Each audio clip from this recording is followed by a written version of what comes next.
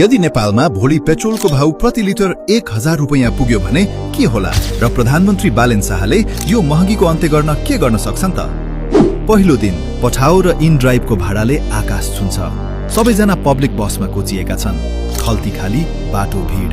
मानिसहरू जसरी भए पनि काममा पुग्न तडपिरहेका छन्।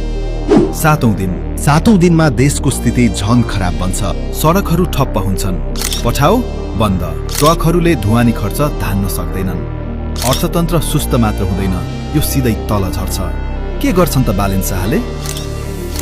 प्रधानमन्त्री बालेन शाहले इमर्जेन्सी प्रोटोकल घोषणा गर्छन्। कोर नेपालमा निजी पेट्रोल गाडीहरू ब्यान गरिन्छ। फुटपाथ र साइकल लेनहरू क्लियर गरिन्छ। नेपाल सरकारले इमर्जेन्सी इलेक्ट्रिक माइक्रोबसहरू सडकमा उतार्छ। सबैजना साइकलमा वा पैदल यात्रामा। 1000 रुपैयाँको पेट्रोलले नेपाललाई डुबाउँछ कि इलेक्ट्रिक भविष्यतिर लान्छ?